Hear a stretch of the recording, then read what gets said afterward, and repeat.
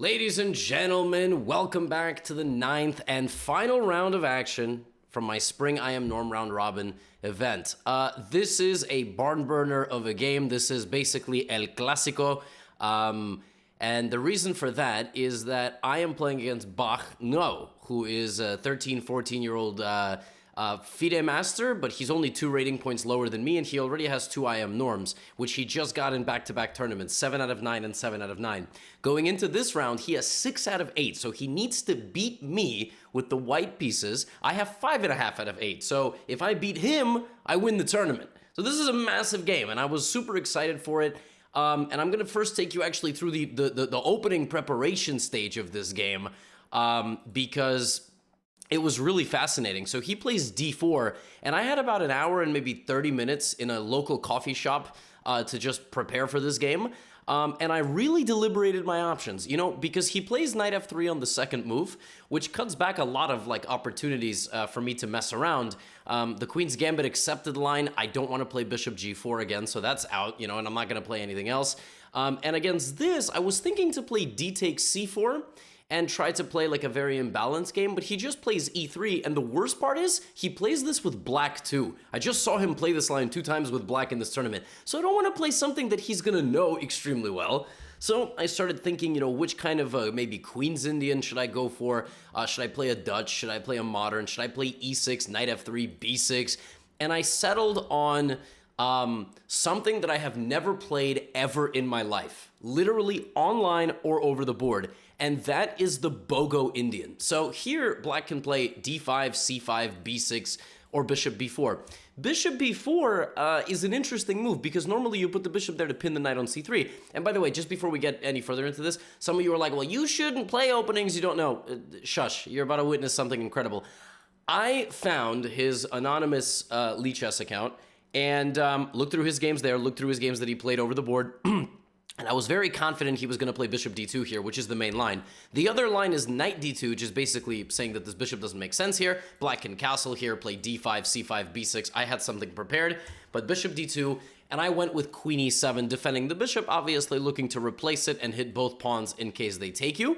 He plays the main line, which is g3, and now rather than castling, before the game I had prepared takes, and the very interesting idea, knight c6, with immediate pressure on the pawn on d4. This is a sideline, as far as I understand.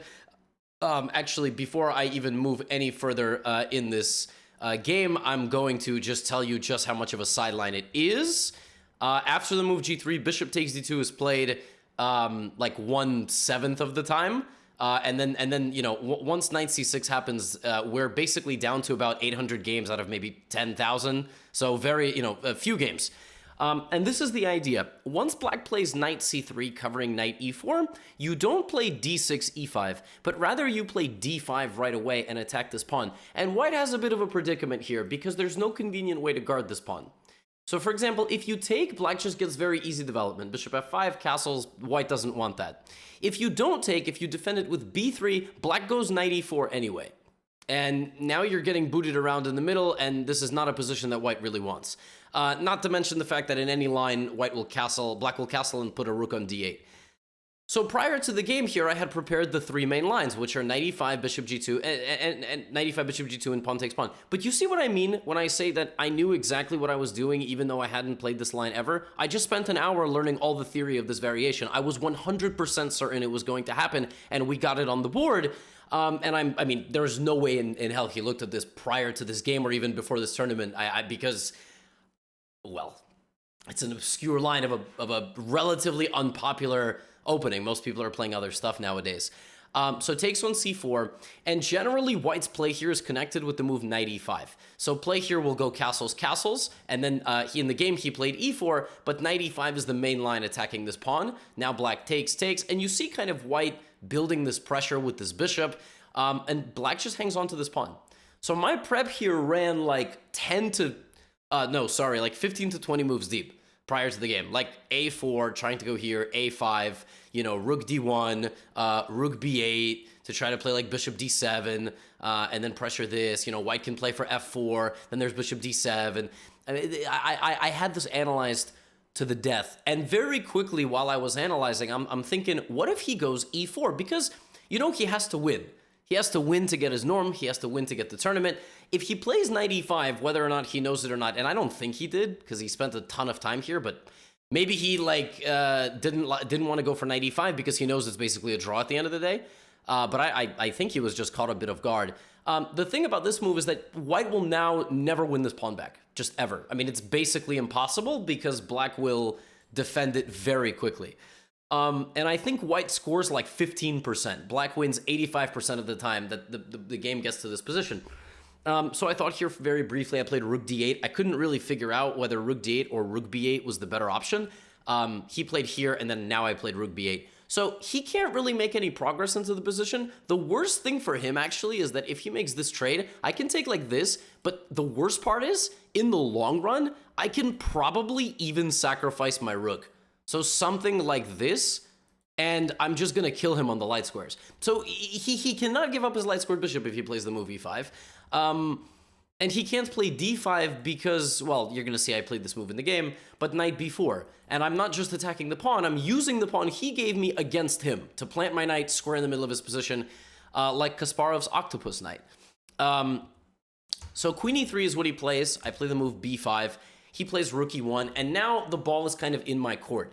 Not to mention the fact that I'm up about 10-15 minutes on the clock, like throughout this entire thing. So far, opening success, 100%. Now it's about figuring out what's next in the position. So I spent a bit of time here. I obviously have a couple of options. First of all, I can just play b4 immediately, but I wanted to wait. Like, I wasn't fully developed with my bishop here. He still has counterplay opportunities with knight e5, and then, you know, if we trade his... So I was thinking maybe a6 first and just bishop b7, like just kind of slow playing it. This was always a consideration. E5 doesn't really work because he takes it. And then once we chop everything off, I have back rank problems. So I have to be careful what I do here, right? So I go for knight b4. First of all, there's a fork threat. And there's a funny line here. He could play knight e5, and then I would fork him, and then he would fork me. And then I would have to counter hit his knight while he's still in a fork, and then he would go here, and then I would take his rook, and then he would take my rook, and then, you know, but obviously it's not going to happen. But the idea is obviously to do this. He plays rook e2. And at this point, I leveled out the clock. So he played a couple of moves quickly, and I really had to think here because everything looks good. And that's the worst part. I mean, honestly, it's like... I went to the, my friend brought me to this Korean food court called Wurjip. I hope I'm pronouncing that correctly. In Koreatown. And it's a little like pre-made food court and everything looks good. They have like 10 different things I would eat. How am I supposed to choose? No, I'm serious. I mean, like, it's, you know, so I went for some bulgogi and glass noodles. I got some spicy chicken sometimes. I got a chicken cutlet. Not at the same time. Not at the same time. But, you know... In the times that I went, I had to mix it up. So it's kind of one of these situations. So what looks good here? First of all, at basically any moment, I can go knight d3. The only reason I'm not rushing this move is because he can just remove my knight. And I didn't want to just put my knight there and then have to calculate all this stuff where I'm going to lose this pawn. So I was thinking, okay, if I don't do that, what about just a6? Just slow play. a6, bishop b7. If he forces me into the position, okay, fine. But now, you know, he can't play b3 ever. So I really gave a6 a lot of thought. Computer even thinks I can go here, so leaving this pawn because this is hanging. I admittedly did not really consider bishop b7. I was not looking at a tactical solution, but there's the best move in this position. Also, computer likes a5. But the best move in this position is what I played, knight g4. And the point of this move is that I'm baiting this, and here I was going to play the move e5. And in my mind, this caused mass simplification in a position where I'm just completely winning. So for example, if he takes my pawn, I trade, and I can even go knight d3 here, but I can just win the a2 pawn. And now look at the queen side. Do you really think that small little b pawn is going to take care of 4 avalanching pawns? No, of course not. I mean, black is completely winning here. I mean, just completely winning. a5, b4, a4, a3, b3, like, I just push all my pawns. So, you know, I was excited for that to happen. And then, you know, he can obviously do this as well. He can take and then try to... Here's an interesting moment. If I play like knight d3, he can attack this pawn. But if I just take, again, same situation. So he thinks for a bit. He doesn't go queen f4, and he goes back to d2. And originally, I thought this was not possible. I just thought it looked absurd to play this move because I would just go c5. Like, I just thought I just go c5. The problem is, first of all, I'm forked. Now, the engine here finds knight d3, queen b8, bishop a6, and the queen is trapped. Which I just didn't even... But even if queen f4 doesn't work, I was very concerned about d5 and like getting my queen just in the line of fire here, which is sort of weird because his queen was supposed to be in the line of fire. And there's also just this move, basically kicking my knight out, and if cd4, he just takes with the knight. I even thought he could take my knight, and I can't go here, but the computer just, again, likes shoving the knight in his face. So I just thought queen d2 was impossible, and it kind of surprised me. And you know what I did here? I just went back. Why? Why did I go back? Why would I repeat moves? Well, my knight is going to get kicked out anyway, and, you know, God forbid my knight gets locked out, like now it can't return home, and then it has to go that way. So I just said, you know what, let me repeat moves. Why am I repeating? Because I know he can't repeat. He needs to win the game. He's not going to make a draw. He probably will try to play for a win. Do I have any intention of actually repeating moves and making a draw? No, absolutely not. I'm just messing with him. I mean, it's gamesmanship, right? Like, we both have 35 minutes on the clock. I'm gonna bleed some clock time down from him because he's gonna need to take a risk. He's thinking, I can't make a draw. I mean, for him, a draw is a loss, right? At the same time, if he repeats moves, okay, then I'll have to find something else. You know, it's poker kind of. Like, we're figuring out who's bluffing. Like, am I bluffing? You know? Is he bluffing? Is he not going to repeat moves? I don't know. So I thought he would just go back to e3. Instead, he played knight e5, and this is a good move. It's a very annoying move because he's threatening a3, and now I can't go back to either square. So what do? I offer him a knight trade. He goes back. So we're dancing, right? And again, I can repeat here with knight f6, or I can play a6, knight d3. And again, rather than playing a6 or knight d3, I decided, let's repeat moves. So now my intention was, by the way, this is the second time we've had this position, so you'll notice that we just had this position once. Now we have it a second time. I wasn't going to get there a third time. Had he repeated again, then I would have gone knight d3 or a6. But again, the strategy is confusing him a little bit. I'm just like, am I really repeating moves or am I just messing with the guy, right? So I'm thinking, what's he going to do? Maybe he'll get desperate here and maybe he's going to do something aggressive, right? That's what I'm trying to bait out of him at the end of the day. If he just repeats moves with me, because it's the best thing to do considering his position is much worse, then I'm not going to repeat. I'm going to have to play on, okay? But time is ticking. What does he do? He gets aggressive. I did not consider this move at all because, frankly, I thought it didn't do a damn thing, and it doesn't do anything. But he has ideas, obviously. The idea, first of all, some tricks connected with e5, pressure that way. So I just attacked his queen. I mean, that move is screaming to be played to basically ask his queen where it's going. So it went to h4. And here, I kind of confused myself. Because originally I just thought you go knight d3 and you don't ask any questions. And, you know, he can go b3 and try to get to my pawn. And I just felt a little bit unpleasant here. At the same time, I thought he could play knight e5, which I also thought was very unpleasant. Because after knight e5, d e5, I had calculated rook takes rook, knight takes rook, and moving my queen, like, let's say to d7, out of this pin, right? And then maybe something like rook back to e1. Because of this, I take. And but still, I mean, this is not an easy position, you know. And I got like this far in my head, and I just kind of went, I don't know what my next move is. The computer knows what my next move is. e5, and then if he takes, I just take. What is White's next move? If he tries to go to e7, I just play like bishop h3, and it's mate. So I thought I was under attack after queen h4, knight d3, knight e5. I thought I was actually the one who has to be a little bit careful. And I decided not to go for knight d3 here. I could also maybe even still play a6. I decided to play queen f8. Queen f8 comes with one very nasty idea. If he plays the move knight e5 in this position, I wanted to go g5. Look at this move. Locking, now my pawn is defended, so I make him go here, and I just need to go e5. I just need to go e5, and that bishop is trapped. So now knight d3. But you know what's incredible? Go back a couple moves. Queen h4. In this position, I can play knight d3, knight e5. Queen f8. And black is completely winning.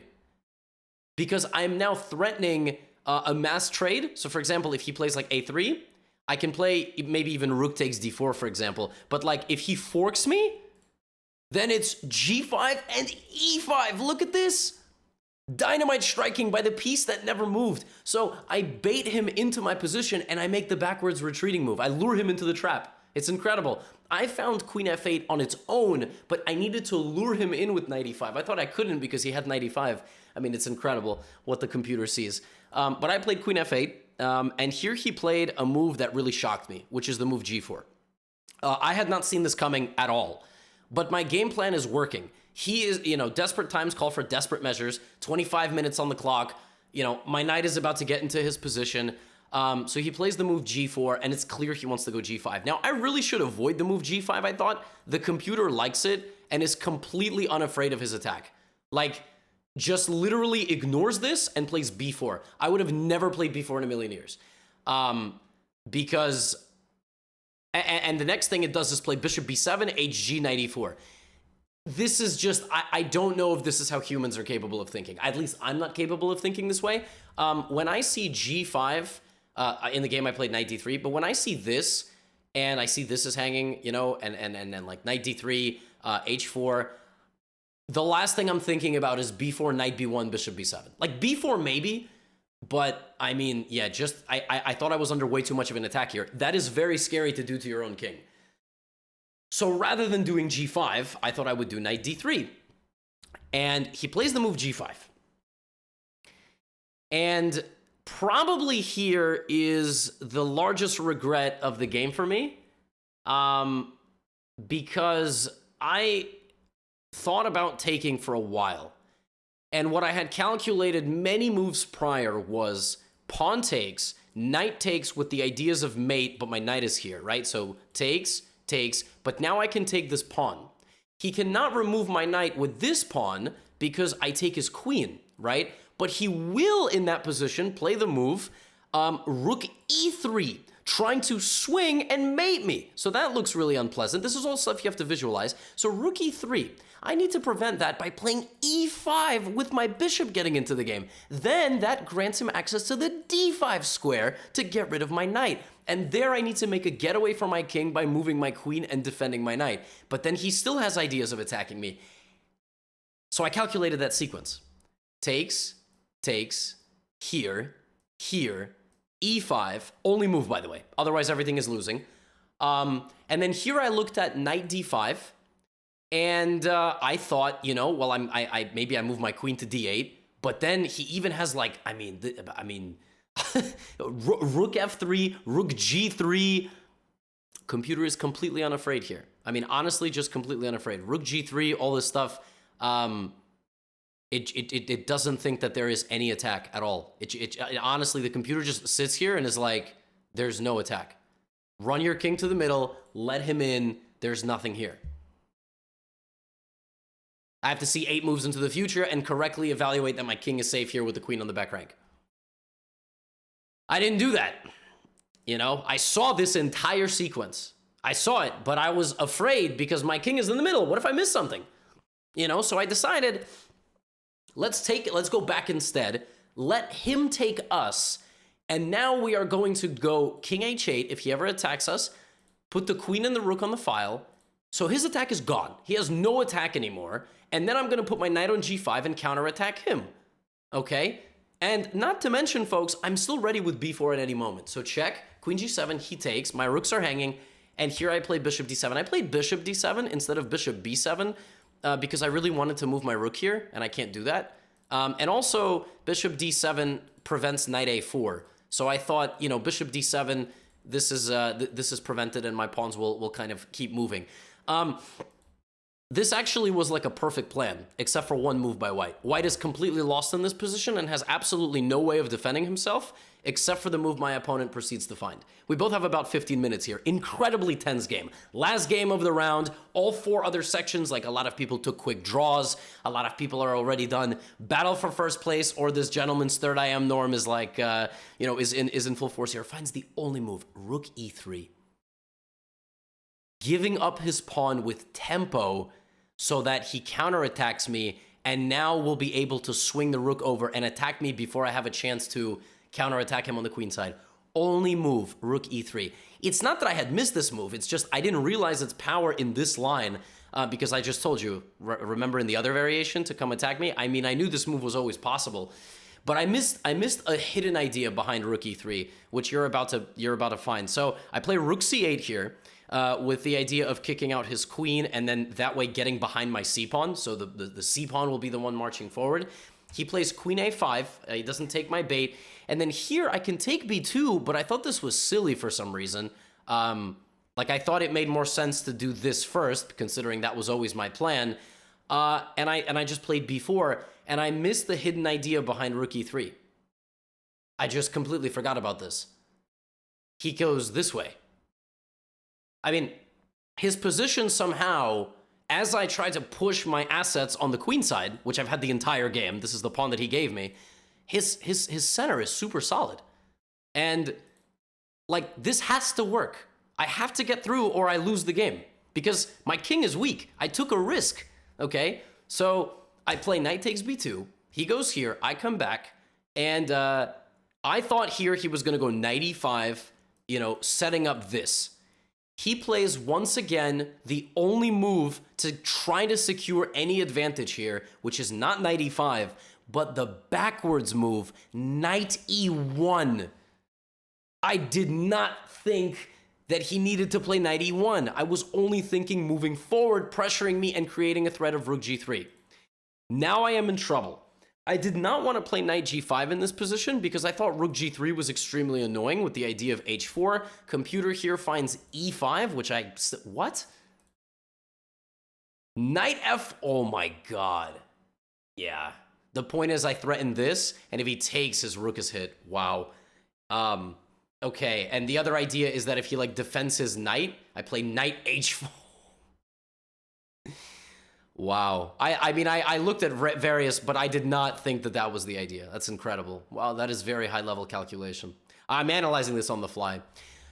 So what I did here is rather than even take his knight and allow this, I moved my king out of the way, and I gave him the pawn back, but suddenly I'm a little bit in desperate mode here because where's my play? I'm losing my pawn. I'm also maybe losing this pawn. My bishop, which went here to cover his knight, is now stupidly placed. I cannot play rook c2 because my rook is hanging. Originally, I had planned to offer a queen trade here with the intention of taking maybe with the knight and then trying to get my rook in somehow. But I decided instead to play rook g8, get my queen attacked, and then play like queen f6.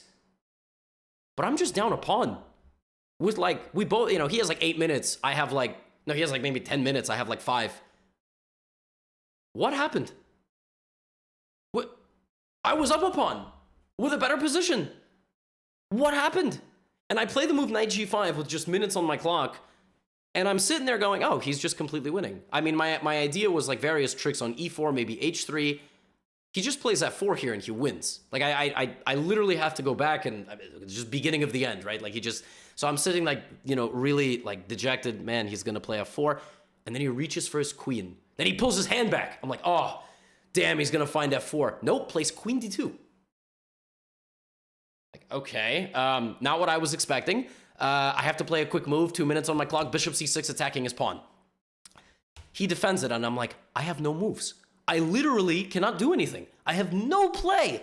Like, all right, bishop back to a8. Come on, man, play f4. Game's just over, right? I mean, he just plays f4, knight h7. I mean, I don't even know. Like, just trades e5, something, right? Moves his rook over. I mean, it's it. King h1, rook g1.